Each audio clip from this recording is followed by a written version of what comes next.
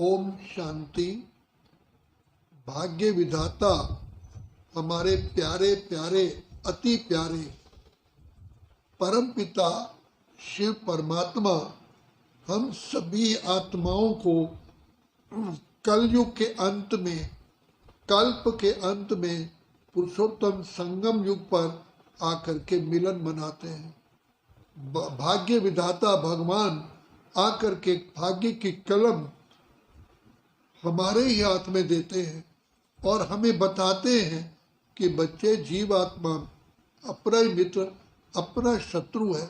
जिस प्रकार से बच्चे स्कूल कॉलेज में पढ़ते हैं, जितना पढ़ेंगे लिखेंगे उतना ही ऊंच पद पाते हैं। कोई तो स्कॉलरशिप लेते हैं, कोई पास विद ऑनर होते हैं, कोई कैसा जैसा जैसा पढ़ाई पढ़ते हैं, अटेंशन देते हैं, उस अनुसार ही बच्चों को वैसा ही पद प्राप्त होता है।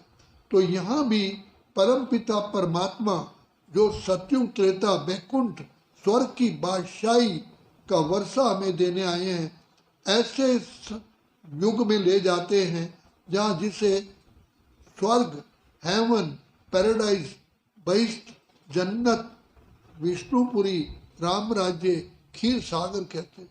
ऐसी दुनिया में हम ऊंच से ऊंच पद प्राप्त कर सकते हैं।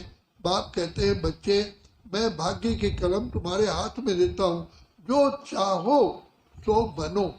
लेकिन क्या होता है कि जब पिता परमात्मा का इस सृष्टि पर आत्माओं को भाग्य बांटने का समय होता है, उस समय माया, ये 5 विकार हमें अट्रैक्ट करते हैं। जैसे शास्त्रों में बताया गया, श्री राम के साथ होते हुए भी सीता महारानी स्वर्णिम मृग की तरफ आकर्षित हुई। वैसे सोने का मृग होता नहीं है। श्री राम ने उसे बार बार समझाया कि सीता ये माया है, ये मायावी खेल है। लेकिन उसने जिद पकड़ी कि मुझे सोने का मृग चाहिए।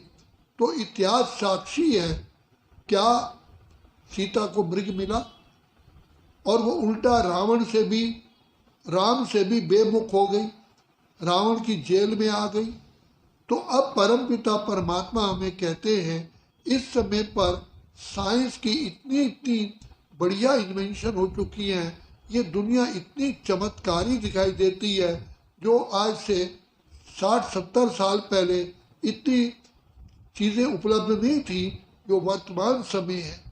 तो बाप कहते हैं कि बच्चे इन चीज़ों के ऊपर आकर्षित नहीं होना। ये दुनिया छल कपट की है। जो आत्माएं इस संसार की ओर आकर्षित होती हैं, तो वो आत्माएं पिता परमात्मा से जो वरदान, जो सुख पाना चाहते हैं, वो नहीं ले पाते हैं। तो एक तलवार में एक म्यान में 2 तलवारें नहीं आ सकती, या तो माया या प्रभु। तो ये माया और प्रभु का खेल है। It is a tug of war.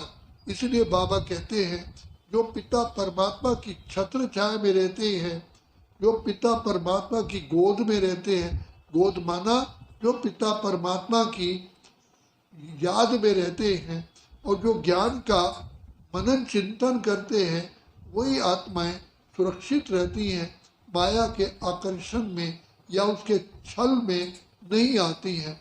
तो बाबा बार बार हमें सावधानी देते हैं, बच्चे ये संसार का सुख जो है मृग तृष्णा समान है।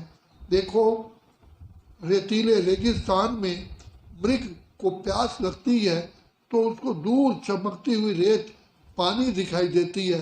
वो उस पानी की लेने के लिए उस चमकती हुई रेत के वहाँ जाता है, फिर देखता रेत है, दूसरी जगह देखता है, फिर उसको पानी दिखाई देता है।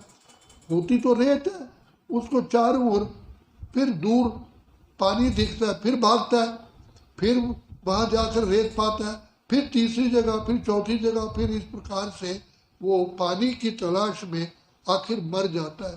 तो बाप कहते हैं जब मैं इस सृष्टि पर आता हूँ तो ये मृग के समान आत्माएं इस रेत पर, चमकीली रेत की ओर आकर्षित होती हैं, तो ना माया मिली ना राह। तो ऐसे ही तो बाबा कहते हैं बच्चे सच्चा सुख, सच्ची शांति, सच्चा आनंद, सच्ची पवित्रता, सच्ची खुशी पिता परमात्मा की ही छत्र छाया में है। इसलिए हम 2 युगों से पिता परमात्मा को बुलाते आए। 2 युगों से भटका बंदे सुख की तलाश में, पूंजी तेरी लुट गई रहा कुछ ना ताज रे, ताज तेरा लुट गया बना मोहताज रे। अब बाप आकर के हमको पूर्ण रूप से फिर से सरताज बनाने आए हैं। कौड़ी से हीरे जैसा, कंगाल से सरताज, पतित से पावन, काले से गोरा बनाने आए हैं। इसलिए ये माया और प्रभु का खेल चलता है। माया अपनी तरफ आकर्षित करती है, भिन्न भिन्न प्रकार के आकर्षण लाती है, और भगवान अपनी ओर खींचते हैं। तो जो आत्माएं पिता परमात्मा की ओर आकर्षित होती हैं, पिता की गोद में रहती हैं, वो तो जन्म जन्म के लिए फलीभूत होती हैं। वो स्वर्ग के सारे सुख प्राप्त करते हैं और अपनी जीवन को श्रेष्ठ श्रेष्ठ बनाते हैं। तो यही खेल अब चल रहा है। इसलिए बाबा कहते हैं बच्चे सावधान, माया के वश, माया की आकर्षण में कभी नहीं आना। ये चमकीली दुनिया दिखाई देती है, लेकिन बाहर से चमकीली है, अंदर ये खोखलापन है। तो इसलिए हे योगी आत्मा, इसलिए इन आकर्षणों से दूर रहो। तो बाप कहते हैं जो मेरी याद में रहते हैं, जो मेरी पढ़ाई में ऑनेस्ट रहते हैं, ईमानदार हैं, वफादार हैं, फरमान बरदार हैं, वो माया से भी सदा सुरक्षित रह पाते हैं और रहते हैं। इसलिए बाप कहते हैं या तो प्रभु की गोद या माया की गोद। इसलिए बच्चे अब भगवान हमें सारे कल्प में एक ही बार मिलते हैं हमारी सर्व मनोकामनाएं पूर्ण करने के लिए। तो बाप की गोद में रहने के लिए, सदा बाप की छत्र छाया में रहने के लिए। इसलिए बाप कहते हैं ज्ञानी बनो, योगी बनो, योगी बनो, ज्ञानी बनो, योगी जीवन है प्यारा। नहीं तो आत्मा भटक जाती है, माया ने भटका दिया। अच्छा, ओम शांति, ओम शांति, ओम शांति।